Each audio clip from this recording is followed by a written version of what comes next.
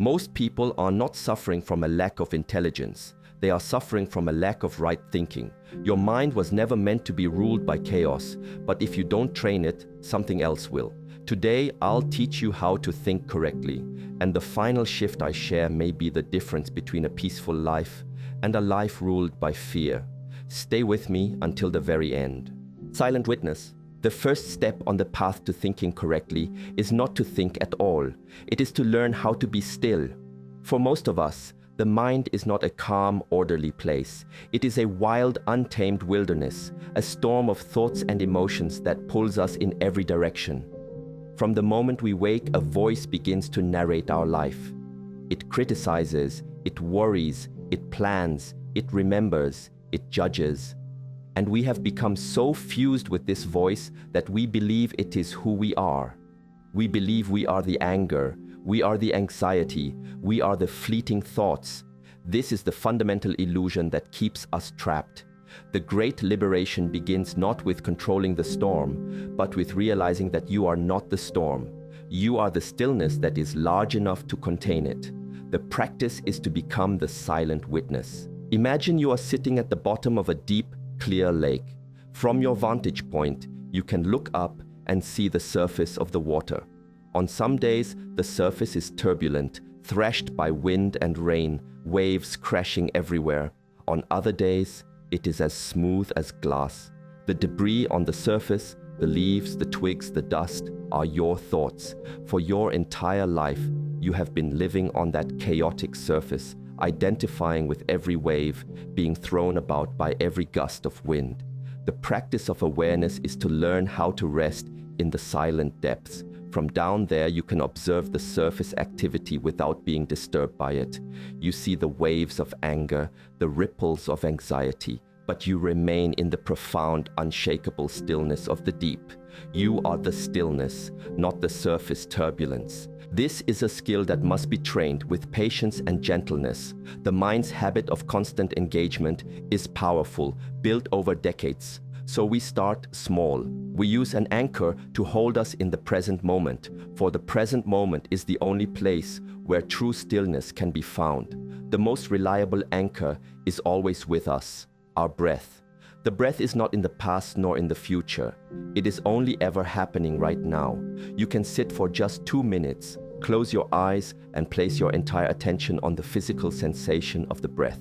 Feel the air as it enters your nostrils, as it fills your lungs, and as it leaves your body. Your mind will wander. This is guaranteed. It will be pulled away by a thought, a sound, a feeling. This is not a failure. This is the moment your training truly begins. The practice is not to have a mind that never wanders.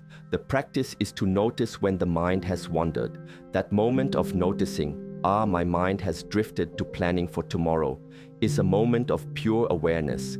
It is a flicker of enlightenment. In that moment, you are not the thought. You are the one who is aware of the thought. And then, without judgment, without scolding yourself for getting lost, you gently and kindly guide your attention back to your anchor, back to the breath. You may have to do this 50 times in 2 minutes. That is perfectly fine. It is the 50 times you return that is the practice. It is the strengthening of the muscle of awareness. Over time, as you consistently practice this gentle returning, you create space inside you, a space between you and your thoughts. In this space, for the first time, you will taste the profound peace that is your true nature, the silent witness that is always present behind the noise of the mind. Emptying vessel. Once we have learned to find the stillness of the silent witness, we begin to notice something more subtle.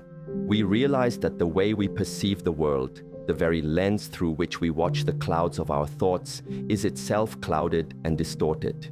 Each of us walks through life carrying a vessel, a cup of perception that has been filled to the brim since our childhood. It is full of our beliefs, our opinions, our cultural conditioning, our personal history of pain and pleasure, and the rigid identity we have constructed. Because this vessel is already full, we are incapable of experiencing the world as it truly is. We only experience our own interpretations of it. The next courageous step in learning to think correctly is to begin the process of emptying this vessel. There is a timeless teaching embodied in a story of a brilliant professor who journeyed to learn from a great master. The professor was a fountain of knowledge and immediately began to display it, speaking endlessly of his studies and his complex theories. The master listened with profound patience. After some time, the master offered tea. He took the professor's cup and filled it. Then he kept pouring. The tea overflowed, cascading down the side of the cup and onto the floor. The professor, alarmed, exclaimed, "Stop! It is full. No more will go in." The master paused, his gaze calm and direct. "Like this cup," he said, "you are full of your own opinions and conclusions. How can I possibly share anything new with you until you first empty your cup?" This story is about every one of us. We meet each moment not with an open mind, but with a vessel already overflowing with our own version of reality. This practice of emptying is an act of deep humility. It is the willingness to question the very foundations of who we think we are. Consider a simple disagreement with a friend. Your vessel is instantly full of your own rightness, your narrative of the situation, your history of past hurts. This fullness makes it impossible to truly listen, to truly understand their perspective. Emptying the vessel means consciously setting aside your story just for a moment and creating a space of not knowing. It is to enter the conversation with the genuine curiosity of a child, willing to see the situation for the first time. This is terrifying for the part of us that finds safety in certainty, the ego. The ego is the sum total of the contents of our vessel. To let go of those contents, even temporarily, feels like a kind of death, but it is only the death of an illusion. We can practice this by observing our own solidified beliefs. Take a belief you hold about yourself. I am not a disciplined person. I am not good with people. Hold it in your awareness and ask with genuine sincerity, is this the absolute, unshakable truth? Or is this a story I learned and have been repeating to myself for years? This honest questioning begins to loosen the hardened contents of the vessel. It creates cracks. This is also why we train the body. A body held in chronic tension, shoulders hunched forward, jaw perpetually clenched, is a physical manifestation of a full vessel. The tension is a belief system held in the muscles.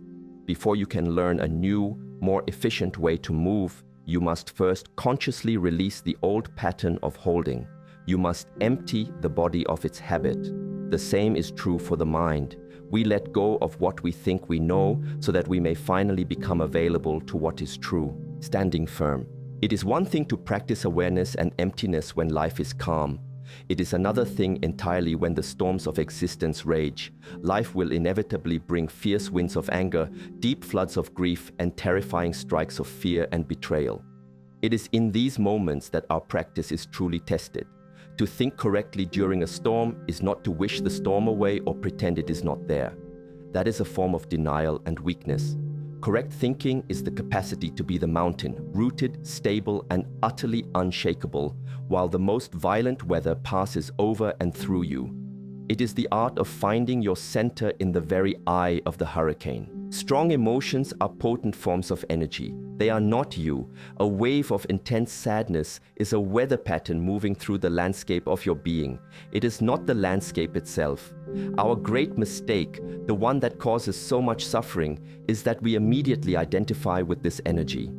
We say, I am heartbroken, instead of the more accurate, I feel the sensation of heartbreak. The moment we say I am, we have become the storm.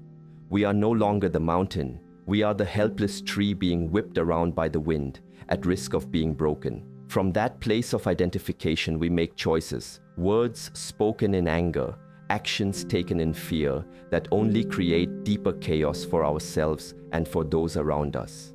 The practice, therefore, is not to fight the emotion. To fight a storm is to exhaust yourself foolishly. The practice is to anchor yourself so deeply that the storm cannot move you. This anchor is the stillness of the silent witness, the profound stability of the mountain. When the storm hits, you deliberately shift your attention. Part of you, your core awareness, stays rooted. This rooted part can observe the storm's effects with a clear, dispassionate curiosity. It can notice the physical manifestations, The heat that floods the chest with anger, the heavy ache in the heart with grief, the cold constriction in the stomach with fear. By focusing on these raw physical sensations, you stay out of the story that the emotion is telling you. The story is the wind that fuels the storm. He always disrespects me. This is unbearable. The physical sensation is just energy.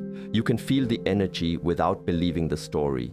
You let the storm rage. You feel its full power, but it is happening to you, not as you. You are the vast space in which it is happening. This is a skill that must be forged through deliberate practice, just like a blacksmith tempers steel. You use the small irritations of daily life as your training ground. The person who cuts you off in traffic, the rude comment from a stranger, the frustration of a technological failure. These are small squalls. Use them. When you feel that flash of annoyance, instead of reacting, pause. Breathe. Feel the heat in your body. Anchor yourself in your mountain-like presence. Watch the irritation arise, peak, and pass away like a small cloud. By training diligently with these small wins, you build the internal resilience, the spiritual musculature, to stand firm and with great dignity when the real hurricanes of life arrive.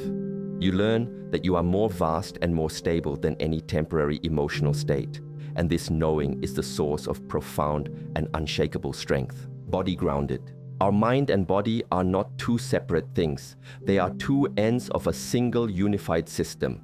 The state of our mind is written into the tissues of our body, and the state of our body directly influences the clarity of our mind. A mind full of scattered thoughts, anxieties, and unresolved tensions will manifest as a body that is rigid, closed, and depleted of energy. A body that is grounded, open, and aligned creates the very foundation upon which a calm and clear mind can be built. Therefore, learning to think correctly is not merely a mental exercise. It requires us to inhabit our physical form with awareness, to use the body itself as an instrument for cultivating stillness and strength. This is the practice of becoming grounded. Consider your posture right now. Are your shoulders hunched forward, protecting your heart? Is your jaw tight, holding back unspoken words? Is your breathing shallow, caught high up in your chest? These are not random physical states. They are the physical embodiment of our thoughts and beliefs. Chronic tension in the shoulders often reflects a feeling of being overburdened, of carrying the world's weight. A clenched jaw speaks of suppressed anger or resistance to life. Shallow breathing is the signature of anxiety, of a nervous system perpetually on high alert. You cannot hope to achieve a peaceful mind if your body is living in a constant state of emergency. The path to inner peace often begins with the simple act of consciously inhabiting and softening the body. The breath is the ultimate bridge between mind and body. When you consciously slow down your exhalation, making it longer than your inhalation, you send a powerful signal directly to your nervous system. This signal says, "You are safe, the threat has passed, you can relax." Doing this for even a few minutes can shift you out of the fight or flight response and into a rest and digest state. In this calmer physiological state, the mind naturally becomes less chaotic. You are using the body to change the mind. Similarly, practices that involve slow, deliberate movement, like Tai Chi, Qigong, or even a very mindful walk, are forms of moving meditation. By bringing your full attention to the physical sensations of your body as it moves through space, you anchor your mind in the present moment. You break the cycle of obsessive thinking by giving the mind a simple, concrete task. This connection is why physical discipline is not separate from spiritual discipline. It is an expression of it. To hold a challenging posture is to train the mind to remain calm under stress. To move with precision and grace is to train the mind to be focused and intentional. When we consciously work to release the stored tensions in our muscles and fascia, we are not just releasing physical tightness, we are letting go of the old stories, the old fears, and the old identities that created that tightness in the first place. You are emptying your vessel on a cellular level. Thinking correctly, therefore, becomes a holistic practice. It is about aligning your inner state with your outer form. It is about building a body that is a true temple, a place of refuge, strength, and grounded stillness, so that the mind has a safe and stable home in which to find its own clarity and peace. True North, when we have cultivated a witness to our thoughts, emptied our vessel of old perceptions, learned to stand firm in storms, and grounded ourselves in our body, we arrive at a place of remarkable stillness and clarity. This profound inner peace, however, a goal in itself, is also a beginning. It is the fertile, silent ground from which a life of authentic meaning and purpose can finally spring forth. The ultimate expression of thinking correctly is to learn to use this newfound clarity as a navigational tool. It is the process of discovering, listening to, and courageously following your own true north, your inner compass. For the vast majority of our lives, we navigate by following maps drawn by others.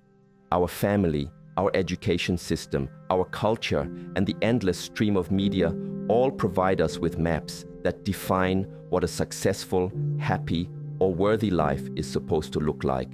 We are taught to look outside of ourselves for every answer, for every piece of direction.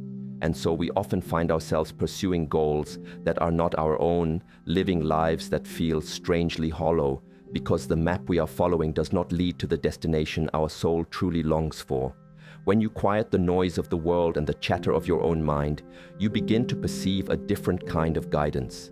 It is not a loud voice. It is not a logical argument. It is a subtle, intuitive feeling, a quiet pull from the very center of your being. This is your inner compass. Learning to read this compass is the final stage of this practice. It means that before any significant choice, you learn to pause. You find your inner stillness.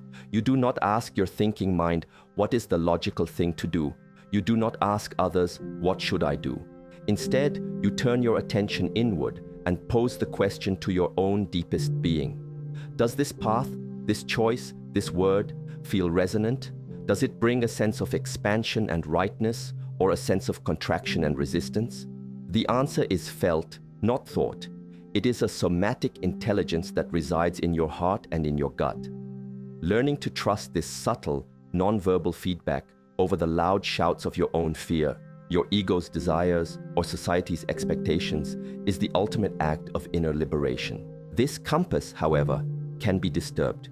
Just as a strong magnet can pull a physical compass needle off true north, the powerful magnetic fields of intense fear, insatiable greed, or a desperate need for approval can distort our inner reading. We will make mistakes. We will take a path based on fear and find that it leads to more suffering. This is not a failure. It is a lesson in navigation. The practice is to notice you are lost, and then, with great compassion for yourself, to stop. You find your anchor. You wait for the interfering emotional storm to pass, and then you gently and patiently consult your compass again. You make a small course correction. A life of wisdom is not a straight line. It is a beautiful, meandering path made up of 1,000 such conscious adjustments. It is a life lived in constant, graceful conversation with your own deepest truth, living intentionally. The final integration of this entire path is to understand that correct thinking is not an internal state to be hoarded, but a way of being to be expressed in the world. It is the bridge from inner peace to outer harmony. When your mind is clear and your heart is guided by its true north, your very presence begins to change. Your actions are no longer driven by unconscious reactions, by fear, or by the need to prove something. Instead, they arise from a place of deep stillness and intentionality. You cease to be a source of noise and conflict in the world, and instead become an oasis of calm and clarity. This is the practice of living intentionally. This expresses itself in the most fundamental aspects of our lives, beginning with how we communicate. Most communication is not communication at all. It is two egos taking turns asserting themselves. We listen not to understand, but to find a gap where we can insert our own opinion. A person who has cultivated inner stillness listens differently. They can offer the rare and profound gift of their full, undivided attention.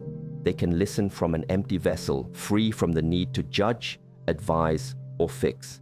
They can hear not just the words being spoken, but the emotions and needs beneath them. This quality of listening is transformative.